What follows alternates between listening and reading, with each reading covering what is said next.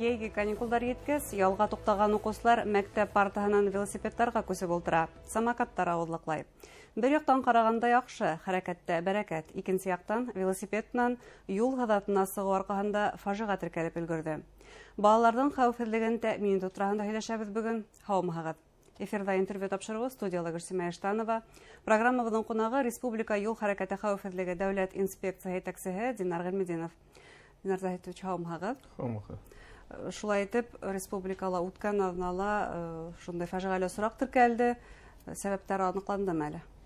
Республикада балалар ДТП була безнең бик алама эшләр чыга юлларда. Статистика. Бер бала үлде юлларда. Ел башынан башлап. Ел башыннан.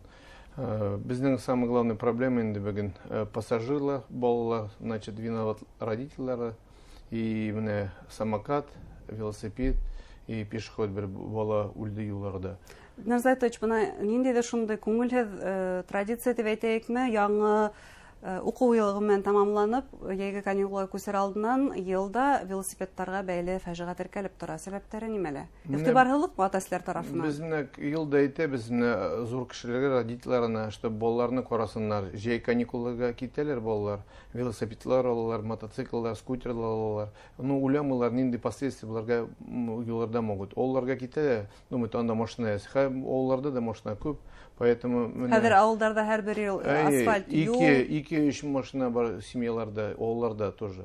Шулай тизлекте арттыралар. Без менә уйлыйбыз, что олда спокойно машиналар юк, уже менә шул прошлого яшәп булмый. Хәзер менә күп машиналар, поэтому әзгенә үләргә кирәк, прежде чем оларга, балаларга менә шундый нәрсәләр. Если менә җибәрәс балаларны олларга, анда районларга, әбиләр, кортетерләр карасыннар балаларын, чтобы вместе йөрисеннәр, и былай үзләре йөреп без родителей йөрмәсеннәр.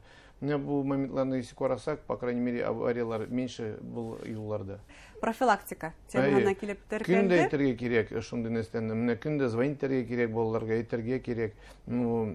Самый лучший родительдан балалар лучше принимает, лучше рюкзак итәләр, чем кеше чужой әйтсә. Моны эшләгез, менә әтәләре әйтсәләр балаларга то икенче. Әмма шундый балаларның үсмер осырында шундый мәле була, олар ата-әсәләрдә түгел, үзләренең тиңдәшләрен күбрәк тыңлай. Бuna был йәһәттән Республика юл хәрәкәте хәвефсезлеге дәүләт инспекцияһы хәзер социаль селтәрдә профилактика белән шөгыльләнә.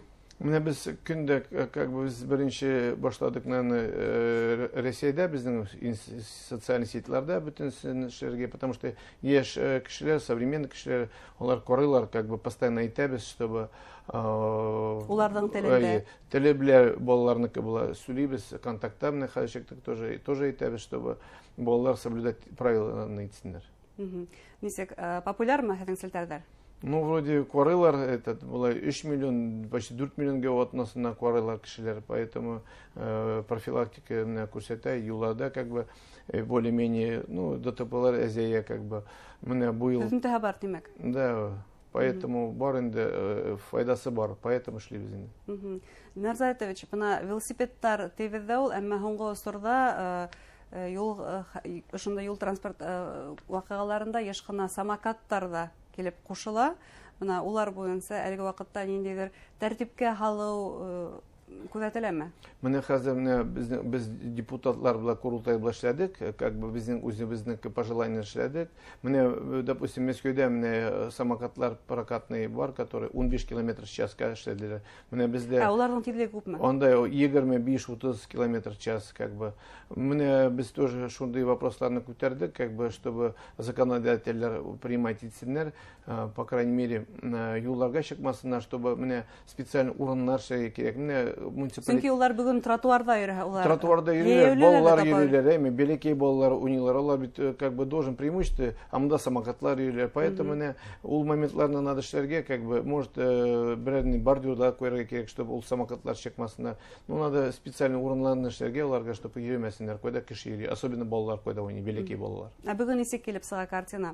Әгәр дә тротуарда йөрһә самокат, ул йөрүләрдә тапай, әгәр дә инде юлга сыкһа, ул водительләргә камас жасау яһай. Бездә понятно кирәк ул самокат, потому что яшь кешеләргә, ну, бөтенсе ала алмый самокат. Менә прокатка бер кабат прокатился, ул более, так скажем, экономически выгоднырактыр семьяларга. Юлларда, чтобы порядок булсын, как бы ДТПлар булмасын, ул самокатларга.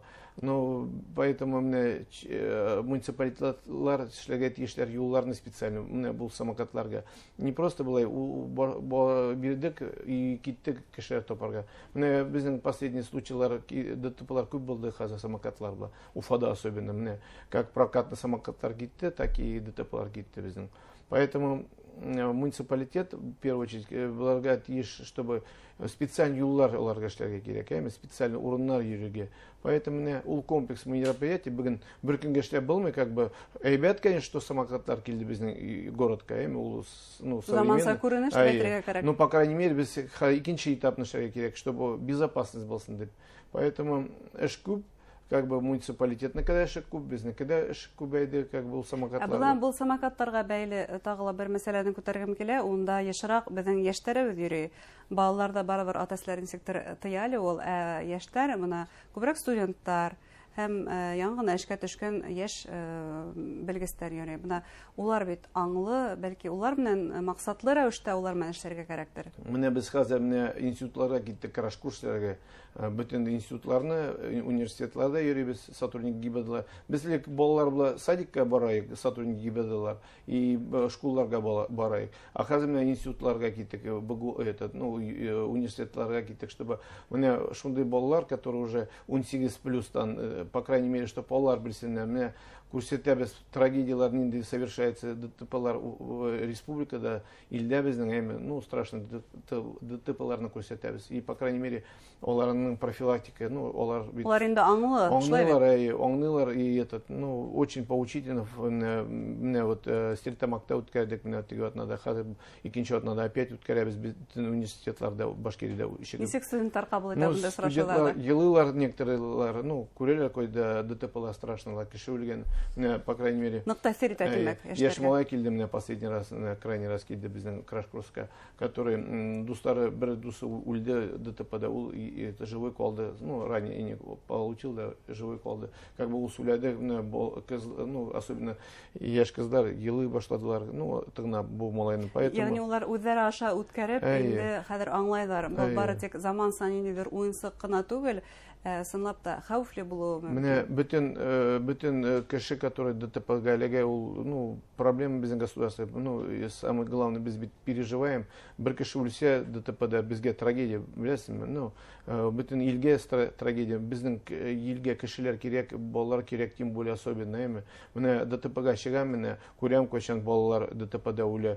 Беләсез, ничек тяжело, инспектор анда, сотрудник скорой помощи килә, тоже бик этот сложно врага даже ДТПга. Менә поэтому без бит әйтәбез, нарушать итмәсәгез, бернинде заман олама булмый юлда. Менә элементарно хотя бы правила дорожного движения соблюдать итсәк, то юлларда будет, ну, әйбәт и кеше ДТПга эләкмәс.